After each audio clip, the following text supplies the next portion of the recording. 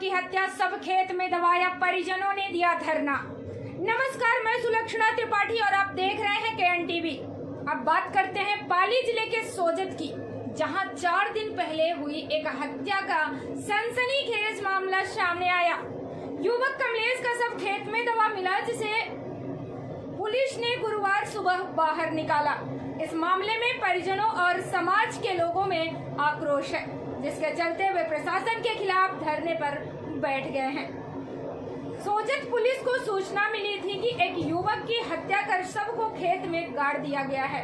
गुरुवार सुबह पुलिस ने शव को बाहर निकालकर सोजत मोर्चरी में रखवाया। इस दौरान कमलेश की पत्नी और ट्रैक्टर ड्राइवर भूमिगत हो गए, जिससे संदेह और गहरा हो गया है।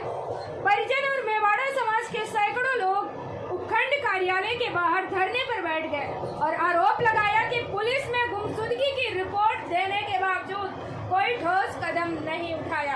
परिजनों का आरोप है कि जब 8 तारीख को कमलेश लापता हुआ, तब पुलिस को रिपोर्ट देने के बावजूद कोई ठोस कार्रवाई नहीं की। अब 12 दिन बाद उसकी लाश मिलने पर उसकी पत्नी और ड्राइवर फरार हो गए हैं, जिससे पूरा मामला संदिग्ध हो गया है। धरने पर बैठे लोगों का कहना है कि जब तक हत्या का पर्दाफाश नहीं होता, वे प्रदर्शन जारी रखेंगे।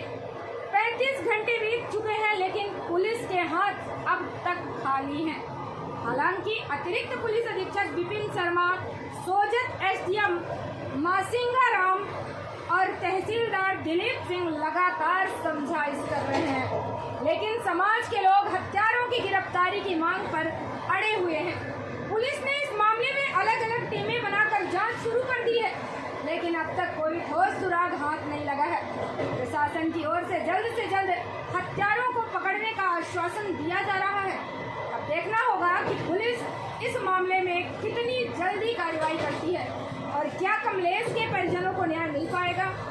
यह थी सोजत से बाबूलाल पवार की खास रिपोर्ट। इस मामले से जुड़ी हर अपडेट के लिए बने रहिए KN TV के साथ। कमलेश की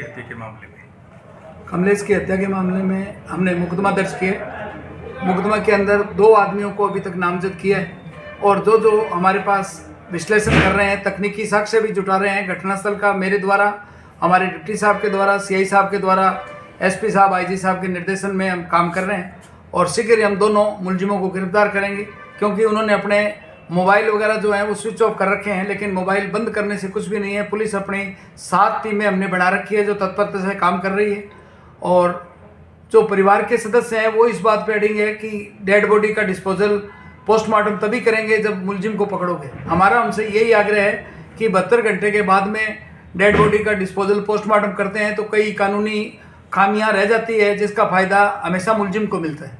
तो हमने उनको एक बार समझाइश की है, वो लोग दोबारा बात करने के लिए गए हैं। तो आप लोगों के माध्यम से भी यही सूचना देना चाह रहे हैं कि डेड बॉडी के साथ कोई तरह का खिलवाड़ नहीं हो, समय पे पोस्टमार्टम हो, जिससे जो भी साक्ष्य मिलेंगे पुलिस को वो मुलजिम को सजा दिलाने के अंदर महत्वपूर्ण होंगे। उनका आरोप है कि गुमशुदगी दर्ज नहीं की सर। जो उन्होंने आरोप के रूप में कल एक ज्ञापन दिया था, वो डिप्टी साहब ने, CI साहब ने दिया है, उसको मैंने पढ़ लिया है। उनको मैंने आश्वस्त किया है भी इसके अंदर एक महिला कांस्टेबल और एक हेड कांस्टेबल की यदि किसी प्रकार की गलती कोई आएगी तो हम जांच करके उच्च अधिकारियों के निर्देश से कार्रवाई करेंगे।